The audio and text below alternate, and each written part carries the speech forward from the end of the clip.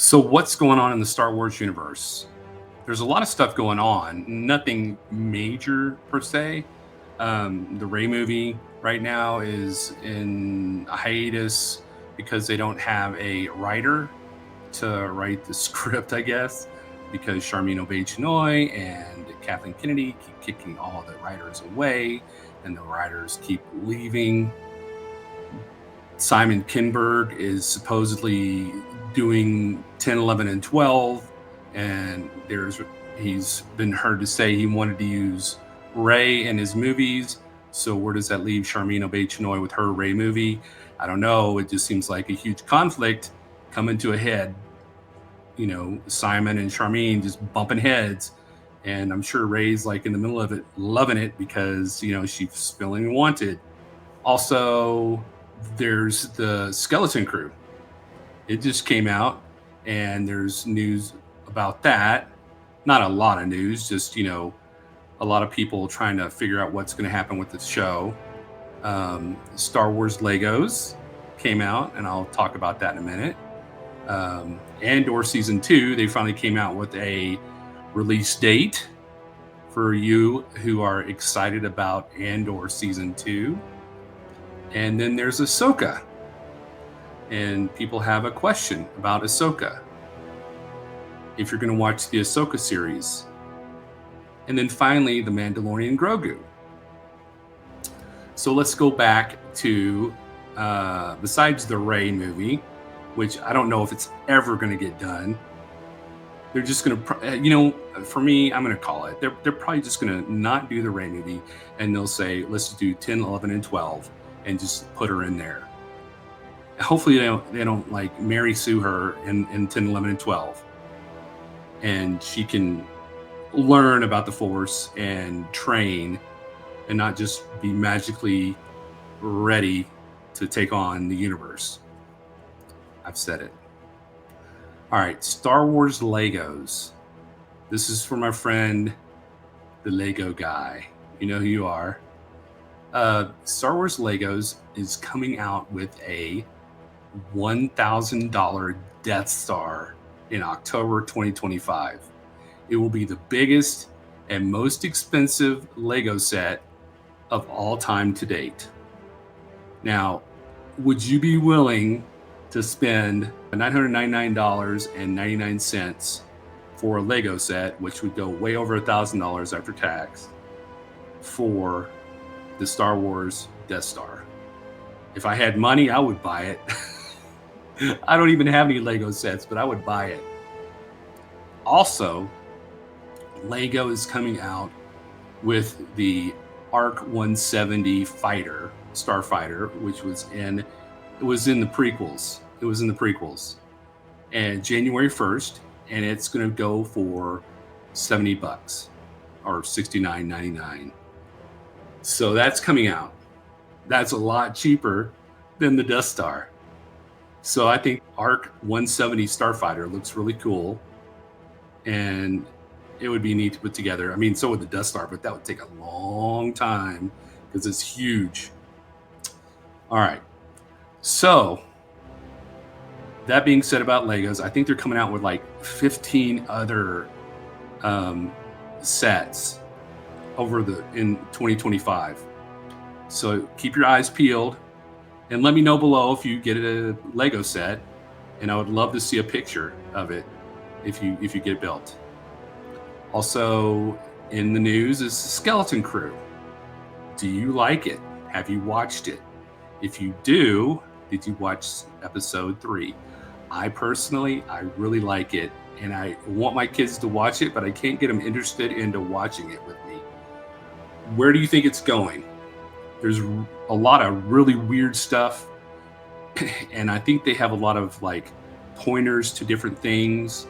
Like the currency that they use on Ad-Aton is the gold Old Republic money, which is gold, and everybody thinks that it's treasure. So I think it hails back to before the Empire took over.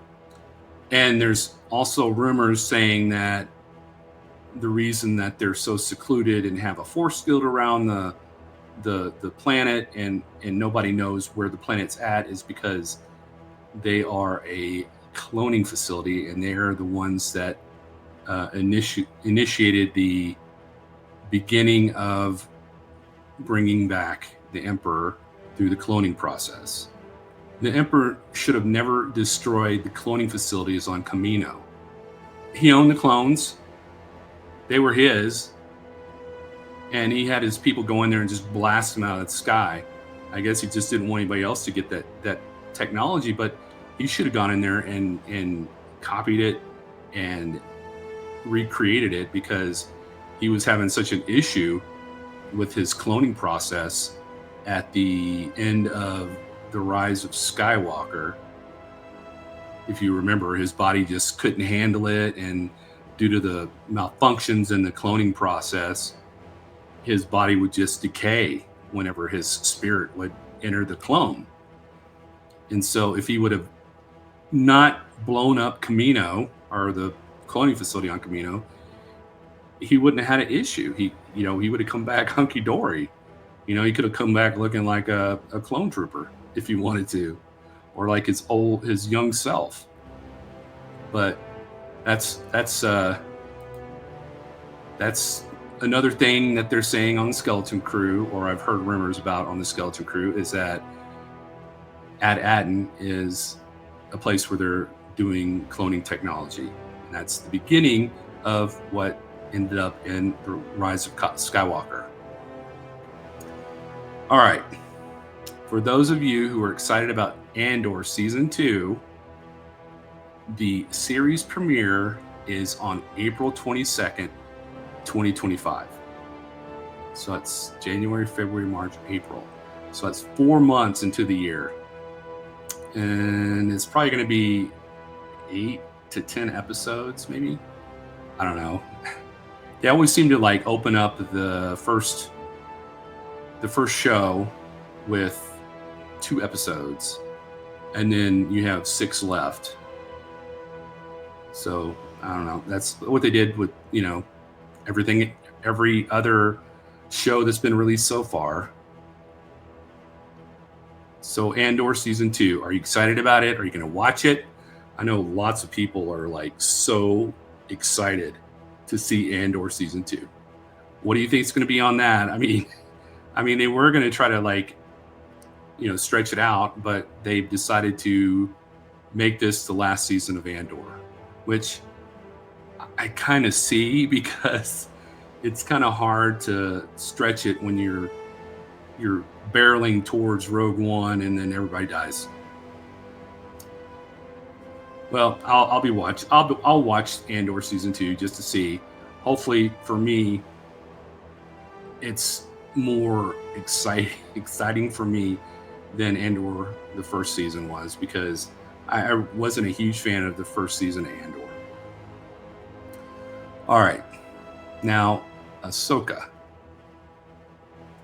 One of the questions that people are asking is, do you need to watch the Clone Wars in order to watch Ahsoka?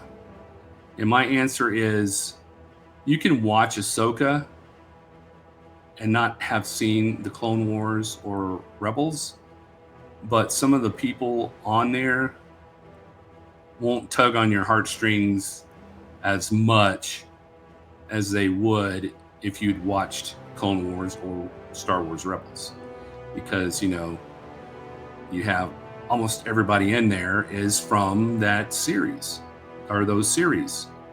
And you got Anakin from Clone Wars, you got Sabine Wren from Rebels, Chopper from Rebels, everybody else from Rebels.